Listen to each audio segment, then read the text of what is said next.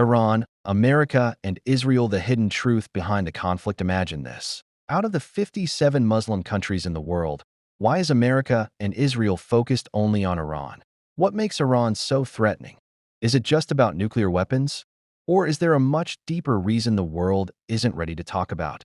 Let's uncover the truth from World War II to the fight over Palestine, from nuclear fears to the dream of an Islamic revolution. This is a story of betrayal, resistance, and power.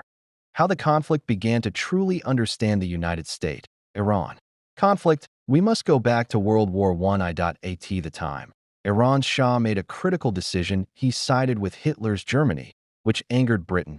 The British invaded Iran, forced the Shah to step down, and replaced him with his 22 years old son Mohammad Reza Pahlavi, a man completely loyal to the West. Under this new Shah, Iran was westernized rapidly. Hijab was banned, Islamic schools and scholars were silenced, alcohol and Western-style parties spread like wildfire. The Shah dreamed of making Iran a second Europe, but in doing so, he attacked Islam at its core. Rise of Islamic resistance. While the Shah celebrated with gold plates and limousines, the people of Iran were starving.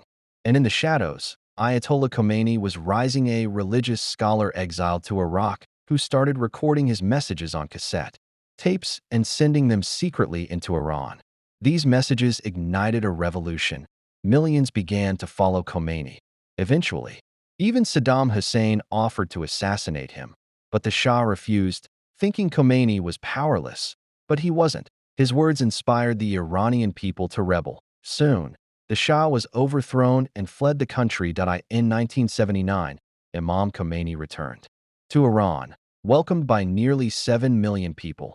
Death to America and the real enemies. Once in power, Khomeini declared death to America and death to Israel. The United States Embassy was stormed, and American hostages were taken. This marked the beginning of America's hatred for the new Islamic Iran. At the same time, Saddam Hussein in Iraq, backed by the United States and Arab regimes, launched a brutal war on Iran that lasted 8 years. Despite heavy losses, Iran survived. When Khomeini passed away, he was mourned by over 10 million people, the largest funeral in human history. His student, Ayatollah Khamenei, took over as Iran's supreme leader, and he remains in power today. The nuclear fear. Iran knew if they wanted to survive, they needed power.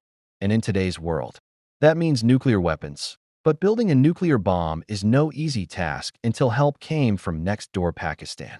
After testing their first atomic bomb, Pakistani scientist Abdul Qadir Khan secretly helped Iran get the centrifuge technology. Soon, Iran's nuclear program was underway. But the United States found out and accused Iran of secretly building a bomb. President George Bush claimed that Iran and Iraq had weapons of mass destruction, which justified the invasion of Iraq.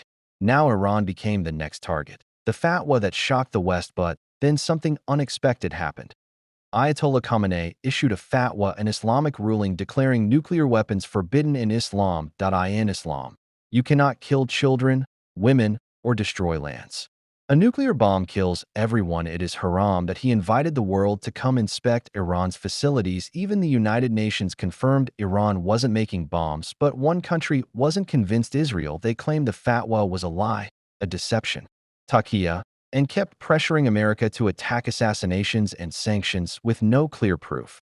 The United States used economic sanctions instead. Iran's economy collapsed. Its people struggled. Even Pakistan refused to buy Iran's cheap gas out of fear of United States pressure. Only China, Russia, and India still did business with Iran. Then came hope under Barack Obama. Iran and the United States signed a historic nuclear deal. But when Donald Trump took office, he ripped up the deal and brought back harsh sanctions. That he even ordered a drone strike that killed General Qasem Soleimani, Iran's top military leader. Iran's defiance and Israel's fear. After Soleimani's death, Iran's anger grew. Ebrahim Raisi, a firm hardliner, became president and restarted Iran's nuclear program. Iran also began supporting resistance groups fighting against Israel. Once again, America and Israel grew nervous. Then Raisi died mysteriously in a helicopter crash, and a more moderate leader was elected. He renewed the fatwa against nuclear weapons and opened the door for talks with the United States. But Israel doesn't want peace. They keep accusing Iran of building a bomb within months, a claim they've repeated for 25 years. Asterisk, they even accused Iran of plotting to assassinate Donald Trump. Asterisk, the real reason behind it all. Asterisk, so what's the real reason Israel and America fear Iran? It's not just about nuclear weapons. It's about an Islamic country that refused to bow. Asterisk, a country that says no to Zionism. Asterisk, no to imperialism. Asterisk, and yes to Islam, resistance, and independence. Asterisk, Iran represents a model of defiant something. Zionist fear will spread to other Muslim countries. Asterisk, that's why this war isn't just political. Asterisk, it's ideological. Asterisk, final message. Asterisk, this is not a story about Iran alone.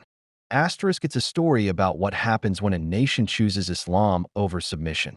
Asterisk, may Allah guide us to always stand for truth. Asterisk, to speak out against injustice. Asterisk, and to support those who resist tyranny. Asterisk, don't forget to asterisk like, subscribe, share. Asterisk, for more powerful Islamic content. Asterisk.